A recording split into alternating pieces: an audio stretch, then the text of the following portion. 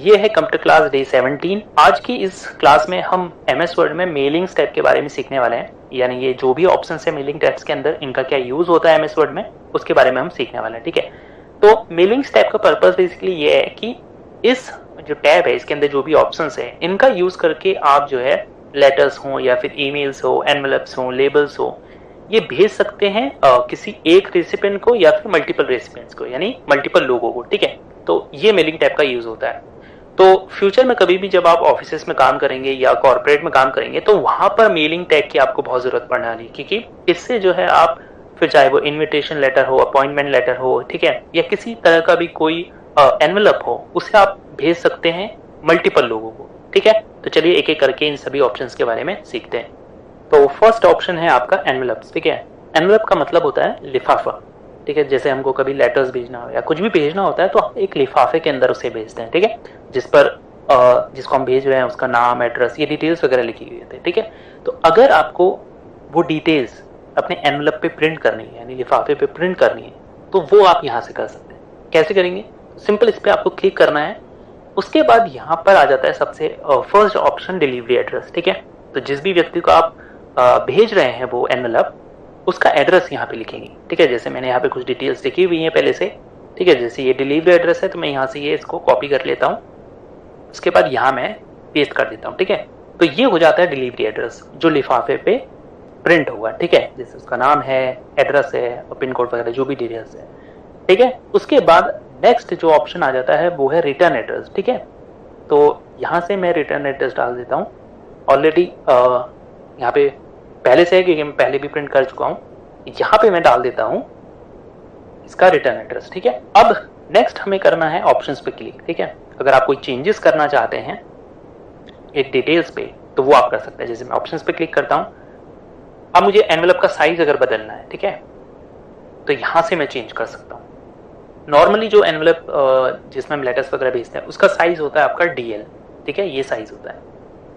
या अगर आपका कोई डिफरेंट साइज है, अगर आप एनवेलप पे ये डिटेल्स प्रिंट करना चाहते हैं तो यहाँ से आप अलग साइज चूज कर सकते हैं। ठीक है, या फिर आपको नहीं पता क्या है तो आप कस्टम साइज कर सकते हैं और यहाँ से जो भी आपकी विड्थ है एनवेलप की या हाइट है उसके हिसाब से यहाँ पे सेट कर सकते हैं। ठीक है, तो फिलहाल अभी हम इसे सिलेक्ट करेंगे DL पे। उसके बाद आ जाता है यहाँ पे अगर आपको फॉन्ट वगैरह चेंज करना है। ठीक है, फॉन्ट का क्या मतलब होता है? फॉन्ट मतलब ये जो मैंने लिखा है ये एक फॉन्ट में है। ठीक है, ये एक फॉन्ट का स्टाइल है। तो अगर आपको इससे डिफरेंट स्टाइल में फॉन्ट चाहिए तो यहाँ से आप डिलीवरी एड्रेस का जो भी फॉन्ट है वो यहाँ से आप सिलेक्ट कर सकते हैं। ठीक है, अभी हम हेडिंग्स में ही रखेंगे। फॉन्ट स्टाइल अगर आपको चेंज करना है, जैसे रेगुलर रखना है तो रेगुलर रख सकते हैं, या इटैलिक उसको रखना है। ठीक है, या बोल्ड रखना है। बोल्ड मतलब जो थोड़ा गहरा कलर होता है। उसके अलावा यहाँ पे साइज आप चेंज कर सकते हैं, जो भी आप रखना चाहते हैं, थोड़ा बड़ा साइज रखना चाहते हैं फॉन्ट का तो वो आप यहाँ से रख सकते हैं। ठीक है, फॉन्ट का कलर अगर आपको चेंज करना है तो यहाँ से आप कोई भी कलर सेलेक्ट कर सकते हैं। ठीक है, फिलहाल ऑटोमेटिक ही रखेंगे क्योंकि ब्लैक एंड व्हाइट पे, ब्लैक पे ही या फिर नॉर्मली ब्लैक पे ही प्रिंट होता है जो भी एड्रेस और रिटर्न एड्रेस है। ठीक है, उसके अलावा अगर आपको कोई इफेक्ट वगैरह अप्लाई करना है तो यहाँ से आप कर सकते हैं। बाकी ऑप्शंस भी यहाँ पे दिए गए हैं, अगर आप इस तरह से भी करना चाहते हैं तो आप कर सकते हैं। ठीक है, फिलहाल हम इसे नॉर्मल रखेंगे। उसके बाद ओके कर देंगे। ठीक है, एक और ऑप्शन है इसमें कलर स्पेस, कैरेक्टर स्पेसिंग का, तो यहाँ से आप सेलेक्ट कर सकते हैं। कैरेक्टर स्पेसिंग का मतलब है कि एक वर्ड और दूसरे वर्ड के बीच में कितना स्पेस रहना चाहिए, तो वो आप यहाँ से कर सकते हैं। ठीक है, उसके बाद यहाँ से रिटर्न एड्रेस के लिए भी सेम ऑप्शन दिए गए हैं। ठीक है, तो यहाँ से आप सेलेक्ट कर सकते हैं। उसके बाद आप सिंपल ओके पर क्लिक करेंगे। ठीक है, तो ये बाकी हमारा काम अब हो गया। अब दो चीजें आप यहाँ पे कर सकते हैं, या तो इसको डॉक्यूमेंट में ऐड कर सकते हैं और बाद में प्रिंट कर सकते हैं, या फिर आप सीधे प्रिंट करना चाहते थे यहाँ से प्रिंट पर क्लिक करके सीधे प्रिंट कर सकते हैं। ठीक है, अभी फिलहाल अभी हम इसे आपको दिखाने के लिए ऐड टू डॉक्यूमेंट करेंगे। ठीक है, तो यहाँ पे डिलीवरी एड्रेस हट गया है तो मैं यहाँ से वापस ऐड कर लेता हूँ इसे। ठीक है, तो यहाँ पे हम इसको ऐड टू डॉक्यूमेंट करते हैं। ठीक है, तो इस तरह का ये एनवेलप पे प्रिंट होगा। ठीक है, अब अगर आपको इसके फॉन्ट के साइज को चेंज करना है, इसको एडजस्ट करना है अलग तरह से, तो वो आप कर सकते हैं। कैसे? आपको सिलेक्ट करना है सिंपली, जैसे मैं इसको सिलेक्ट करता हूँ। ठीक है, और यहाँ से मैं होम टैब में जाकर जैसे मुझे इसका साइज बढ़ाना है तो मैं यहाँ से भी बढ़ा सकता हूँ। ठीक है, मैं 14 कर देता हूँ। ठीक है, इस तरह से। उसके बाद अगर मुझे फॉन्ट स्टाइल चेंज करना है, नॉर्मली जो फॉर्मेटिंग आप टेक्स्ट में करते हैं वो यहाँ से आप सिंपली कर सकते हैं, ठीक है। फॉन्ट स्टाइल कोई भी रखना चाहें तो रख सकते हैं, ठीक है। बोल्ड करना है, बोल्ड, इटैलिक, जो भी करना है, कलर चेंज करना है, ठीक है, या इसका इंडेंट अगर आपको चेंज करना है, ठीक है, अगर इधर को करना है या थोड़ा लेफ्ट साइड में करना है तो वो आप कर सकते हैं, ठीक है, नॉर्मल इतना ही ठीक है। उसके बाद हम इसे भी सिलेक्ट करेंगे, यहाँ से अगर हमें साइज बढ़ाना है तो यहाँ से हम इसका भी साइज बढ़ा सकते हैं इस तरह से, ठीक है। तो फिलहाल अभी हम इसे 14 ही रख देते हैं। उसके बाद इंडेंट अगर आपको इसका चेंज करना है तो इस तरह से आप इंडेंट भी चेंज कर सकते हैं, ठीक है। उसके अलावा अगर आपको यहाँ से इसकी जो अलाइनमेंट है वो चेंज करनी है तो इस तरह से आप अलाइनमेंट भी चेंज कर सकते हैं अपने हिसाब से, ठीक है। तो एक एनवलप इस तरह से हमारा रेडी हो जाता है, ठीक है। उसके बाद सेकेंड ऑप्शन हमारा आ जाता है लेबल्स, ठीक है। तो हम नेक्स्ट पेज में चले जाते हैं। तो लेबल्स बेसिकली क्या होते हैं, एक तरह के स्टिकर्स होते हैं, ठीक है।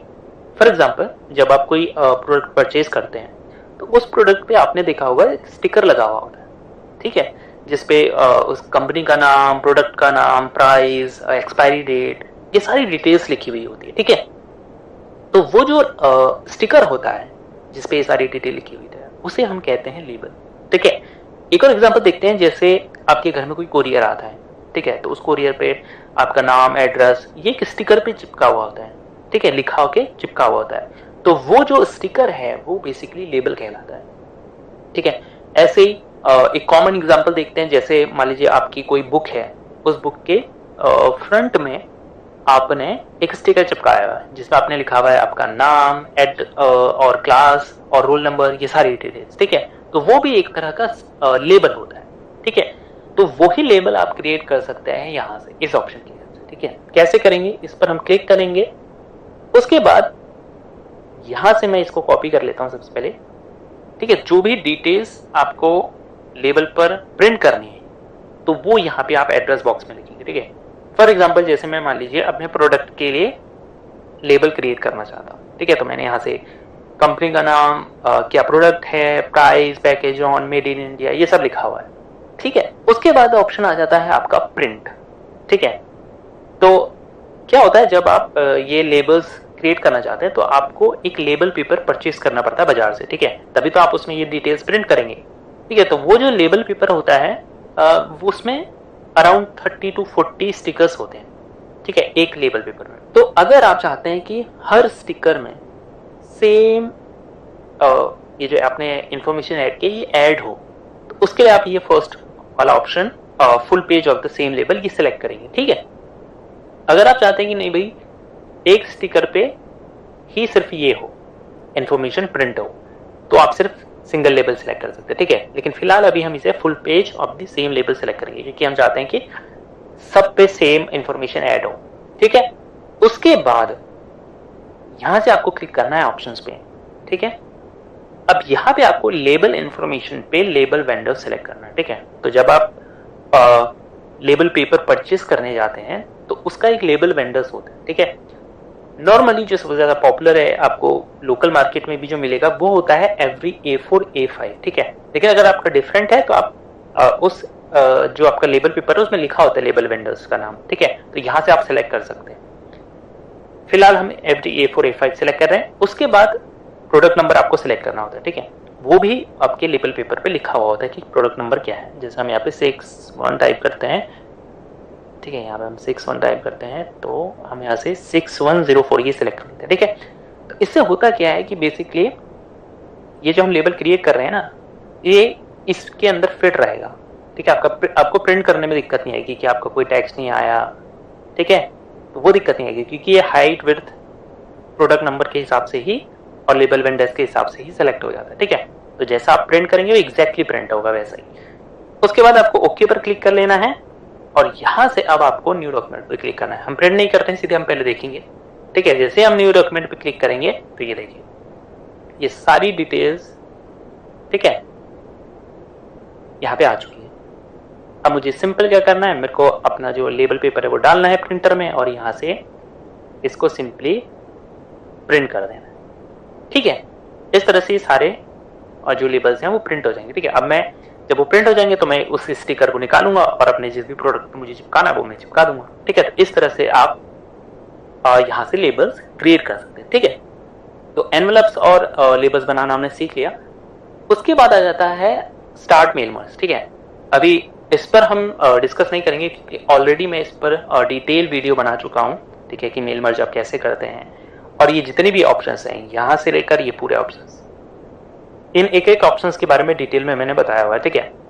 तो उस वीडियो का जो लिंक है वो ऊपर आपको आई बटन में मिल जाएगा, ठीक है। अभी शो हो रहा होगा, आप उस पर क्लिक करके उस वीडियो को देख सकते हैं, या नीचे डिस्क्रिप्शन में भी मैं डाल दूंगा, वहां से भी आप देख सकते हैं, ठीक है। पिन कमेंट में भी डाल दूंगा, तो वहां से आप डिटेल में देख सकते हैं, ठीक है।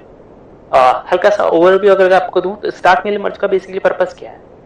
जैसे मान लीजिए आपने एनवेलप क्रिएट किया, लेबल क्रिएट किए, ठीक है, या आपने लेटर्स क्रिएट किए, कोई ईमेल मैसेजेस क्रिएट किया, ठीक है, कुछ भी आपने क्रिएट किया, एक डॉक्यूमेंट मान लीजिए क्रिएट किया। अब आप चाहते हैं कि आप अलग अलग एड्रेस पर उसे सेंड करें, ठीक है, अलग अलग ईमेल एड्रेसेस पे उसको सेंड करें। तो वो कैसे आप कर सकते हैं, वो कर सकते हैं आप स्टार्ट मेल मर्ज के थ्रू। मान लीजिए आपको ईमेल मैसेज भेजने हैं, तो आपने एक ईमेल लिखी और फिर आप यहाँ से सेलेक्ट रिसिपिएंट करके अलग यहाँ से आपने कोई मान लीजिए आउटलुक से कोई कांटेक्ट उठाए बहुत सारे, ठीक है, ईमेल एड्रेसेस उठाए, या आपने एक न्यू लिस्ट टाइप की ईमेल एड्रेसेस की, ठीक है, और यहाँ से आपने, या फिर कोई एग्जिस्टिंग लिस्ट है आपके पास तो वो आपने सेलेक्ट की, और फिर आप उसको एक साथ जो है अलग अलग एड्रेस पे सेम लेटर को भेज सकते हैं, ठीक है। तो उसकी वीडियो ऑलरेडी मैंने बनाई हुई है, ऊपर आई बटन में, नीचे डिस्क्रिप्शन में और पिन कमेंट में उसका लिंक होगा, आप जाके उस वीडियो को देख सकते हैं, ठीक है। तो इस क्लास में इतना ही। अगर आपको ये वीडियो यूजफुल लगी तो इस वीडियो को लाइक और चैनल को सब्सक्राइब करना बिल्कुल ना भूलें। आपसे मिलते हैं किसी और वीडियो में एक नए टॉपिक के साथ, तब तक अपना ख्याल रखें।